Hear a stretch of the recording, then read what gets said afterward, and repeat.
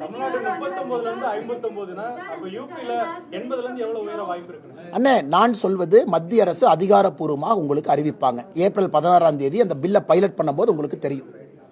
இன்னைக்கு எல்லோரும் பேசுவது ப்ரொபோர்ஷனட்டா 50% உயர்த்தலாம். பெட்டர் ஐடியாஸ் இருந்தால் முதலமைச்சர் ஐடியா போய் கொடுக்கட்டுமே. சும்மா 5 மாநில முதலமைச்சரை கூப்பிட்டு ஒரு மீட்டிங் போட்டு 2 டீ சாப்பிட்டுட்டு வேண்டாம் சரி வேண்டாம் ஃபார்முலா சொல்லுங்க. பாப்புலேஷன் வேண்டாம் நாங்களும் சொல்றோம். தமிழ்நாடு பாரதிய ஜனதா கட்சியும் மக்கள் தொகை அடிப்படையில் வேண்டாம் தான் நாங்களும் வலியுறுத்துறோம். இது எப்படி பண்ணலாம்? ப்ரோரேட்டா பண்ணலாமா? இல்லை எல்லாத்துக்கும் 50% உயர்த்தலாமா? எப்படி பண்ணலாம் சொல்லுங்க. எதுவுமே இல்லாமல் சும்மா உட்காந்து பேசுறீங்க. இன்னைக்கு இத்தனை கட்சிகள் நீங்க எல்லாம் சொல்லியிருக்கிறீங்க, கான்ஸ்டிடியூஷனல் எக்ஸ்பர்ட் சொல்லியிருக்கிறாங்க. அதையெல்லாம் வைத்து மத்திய அரசு யாருக்கும் பாதகம் இல்லாமல் அடுத்து எந்த தொகுதியை சகோதரிகளுக்கு கொடுப்பது? 1/3. இன்னைக்கு 543 தமிழ்நாடு 39 அப்படியே 1/3 பிரிக்கிறோம். 13 தொகுதியை பிரிக்கிறோம். திராவிட முன்னேற்ற கழகம் ஒத்துக்கொள்ளுமா? எந்த 13 கொடுக்கிறது? அந்த 13 பிரிப்பதற்கான வரைமுறை என்ன? அதை எல்லாம் பாராளுமன்றத்தில் ஏப்ரல் 16ஆம் தேதி மத்திய அரசு அந்த பில்லை கொண்டு வரும்போது தெளிவு கிடைக்கும். இன்னைக்கு எதுவுமே இல்லை. மக்கள் தொகை அடிப்படையில் யார் சொன்னா?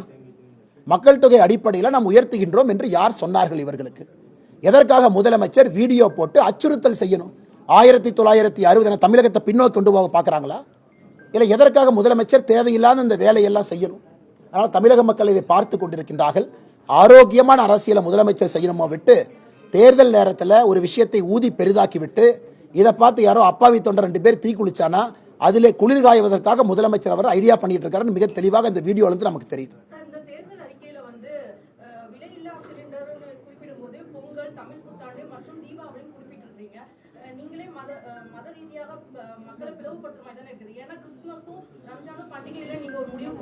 இல்லைங்க மேடம், கிறிஸ்துமஸும் ரம்ஜானும் முக்கியமான பண்டிகைகள் தான். அப்படி நோக்கம் கிடையாது. நம்மை பொறுத்தவரை எல்லா தரப்பட்ட மக்களுக்குமே 3 வரணும். இப்போ தீபாவளி பண்டிகையும் பொழுது எல்லோருத்துக்குமே கிடைக்கும். காரணம், நாம் தீபாவளி, கிறிஸ்துமஸ், ரம்ஜான் எல்லாத்தையுமே நம்ம சேர்த்துட்டு போனால் 5ஆ மாறிவிடும். அதிகப்படியான மக்கள் எந்த பண்டிகையை கொண்டாடுறாங்களோ அன்னைக்கு தமிழ்நாட்டு மக்களுக்கு நம்ம கொண்டு போய் சேர்த்துறோம். இஸ்லாமியர் இருக்கிறாங்க, அவங்க சிலிண்டர் வச்சிருக்காங்க, அவங்களுக்கும் 3 சிலிண்டர் வரத்தான் போகுது. கிறிஸ்தவ சகோதர சகோதரிகள் அவங்களுக்கும் 3 சிலிண்டர் வரத்தான் போகுது. நாம் சொல்வது மெஜாரிட்டி எங்க இருக்கிறாங்களோ 3 எப்படி பிரிச்சு கொடுக்க போறோம்? அதுக்கு ஒரு வரைமுறை இருக்கணும் இல்லையா? ஜனவரியா, மார்ச்சா, ஏப்ரலா, ஆகஸ்டா, ஜூலையான். அதனால் யாருக்கும் எதிரான தேர்தல் வாக்குறுதி எங்கேயும் கொடுக்கல. தமிழகத்தில் இருக்கக்கூடிய இஸ்லாமிய சொந்தங்கள் கிறிஸ்தவ சொந்தங்களை அனுசரித்து அரவணைத்து நம்மோடு எடுத்து செல்ல வேண்டும் என்கின்ற முழு அக்கறையோடு தான் அந்த மேனிஃபெஸ்டோ கொடுத்திருக்கிறோம்.